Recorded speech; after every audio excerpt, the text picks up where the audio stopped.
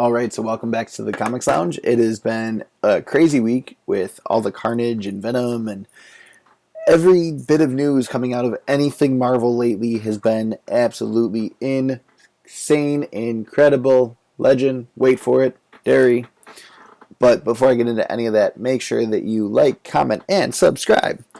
And if you have not already, make sure that you go hit that notification bell, because that is how us small YouTubers get you to notice our content. When you hit that bell and you click all those little notifications pop up. I promise not to overload your feed with a video every single day. Let's get into a breakdown.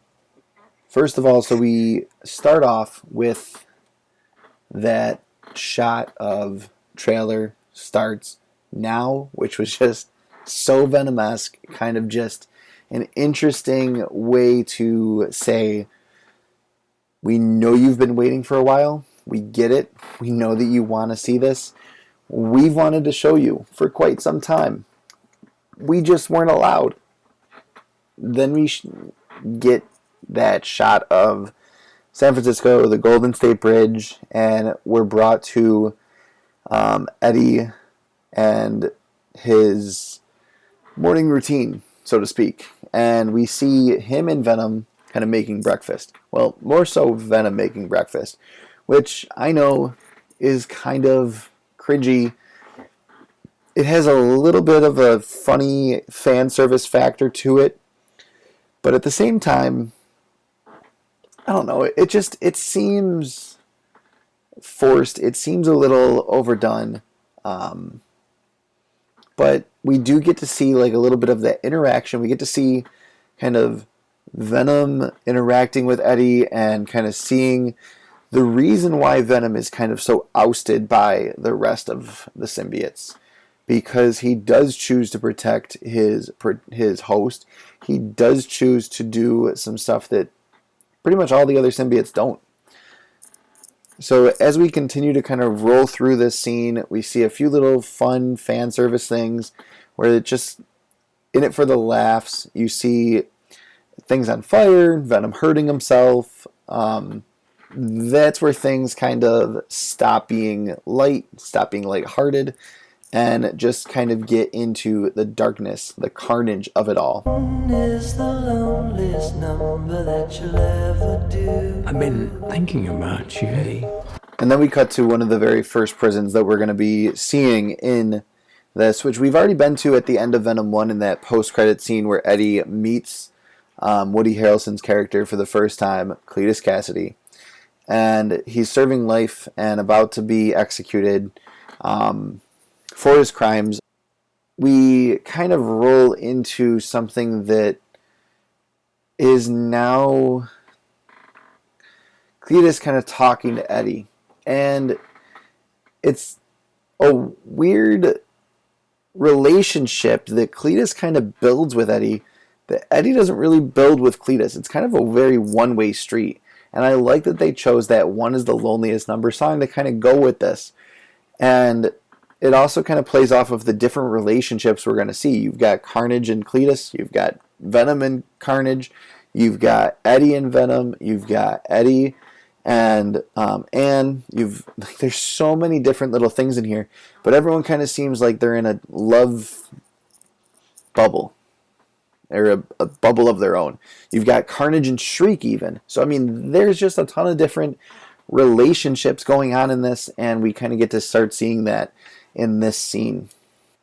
And as you hear Cletus talking, you also get to kind of see Venom take down some bad guys. We're kind of assuming that this is probably a little bit earlier on, this kind of conversation between them, because we also see Cletus writing on a card. And that's similar to the card that we see in that very first scene of this trailer, where they're kind of, Eddie's reading this card that Cletus wrote to him. And we also see a little callback to Spider-Man as well, because you see that spider climb across the card and Cletus squash him like a bug.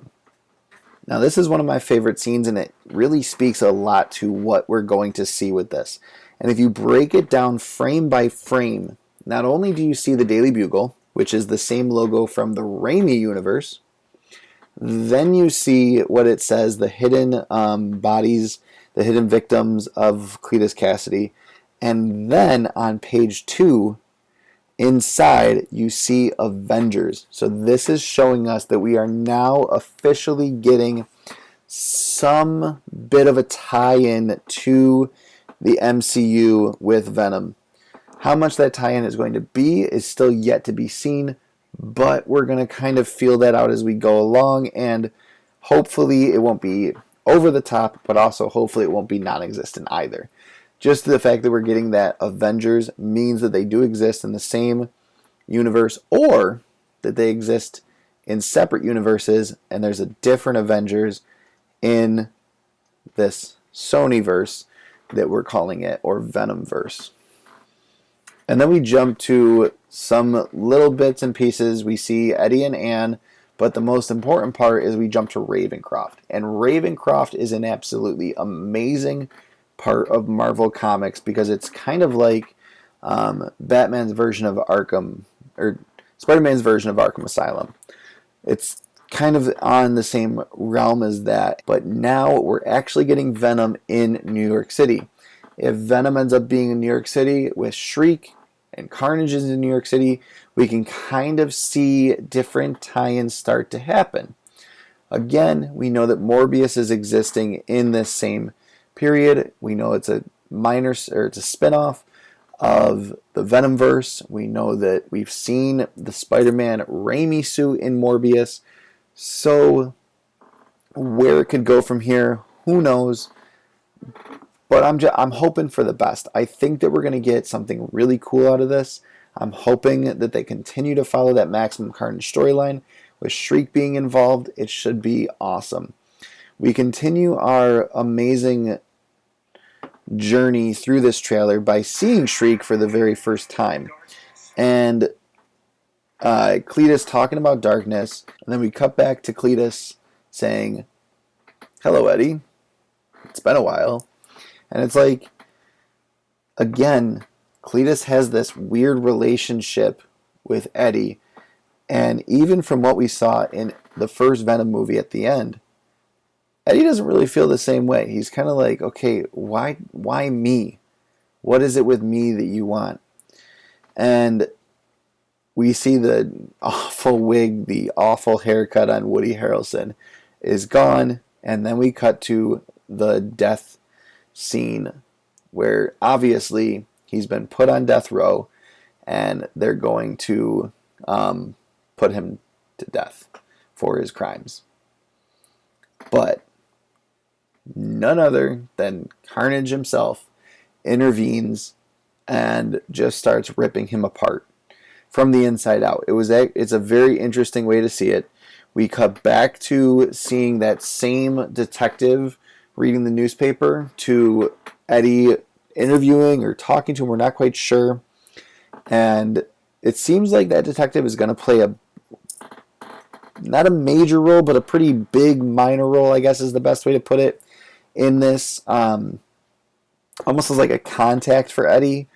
Obviously, he's a reporter, and we want to kind of see him continue to build that reporter side because it really is a cool part of Venom that we get to see with the Eddie Venom storyline. The reporter side of Eddie is actually a very interesting way that it all kind of ties together, in my opinion. And then we jump further ahead and we get to see Shriek using her powers. Carnage, it seems, is breaking her out of Ravencroft. We're not quite sure where this is all taking place. It's very dark. It's very cut. Different, like, it's very cut up. You're seeing little bits and pieces at a time. You see Shriek at Ravencroft. You see Carnage at what seems to be Ravencroft. You see some guards shooting at Carnage or Shriek at, again, what looks like a prison, what could be Ravencroft, or what could be the San Francisco prison.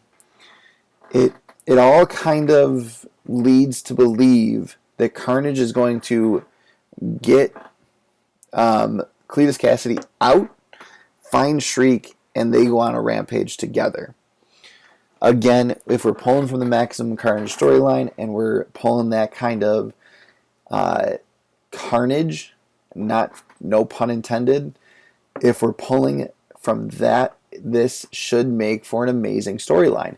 It genuinely should. We should see a really awesome story unfold, as well as a Venom 3 kind of be led into. There's been some speculation with what exactly is on fire in this scene. And it's actually, in my opinion, someone said that it looks like a different place. I honestly, based on what we're seeing, again, it's very dark in that scene. It's very interesting in the scene. Based on what we're seeing, I'm personally thinking it's Ravencroft on fire. We're seeing a ruins of Ravencroft kind of issue where Carnage is destroying Ravencroft to get Shriek out. And if it's not that, then I could also see it being the orphanage that he grew up in. It will be interesting to see how they plan that. I feel like throwing the orphanage in would be a little, not cliche, but just not needed. I don't think that he has to go back there to push the story forward, unless there is some story there. Obviously, you could play off of that. You could have that involved. But if Shriek is in Ravencroft, I feel that that's got to be Ravencroft on fire when Carnage tries to get her out. He doesn't care who gets in his way or who he hurts. So honestly, that's my bet. I'm not going to put money on it because I'm not quite sure. It does look different, but there are bits and pieces that make it seem, from the scene where we see that it's not on fire, it does kind of look a little bit like that far off Ravencroft building. And as we know, Ravencroft is huge. So we could be seeing it from a different angle. We could be seeing so many different things. But all in all, the trailer ends with Eddie telling Venom, "No, we cannot eat Mrs. Chen." Again, ending it on a lighthearted note after all the darkness in the middle. Starting light, going dark, ending light. Kind of allows us to see that natural progression, and it allows us to kind of connect one more time with Venom and be like, well, I mean, she did promise us candy. What's the only next logical thing to do? Eat her. So, I mean, it's that kitschy, little cringy fan service stuff that does kind of get us in the end.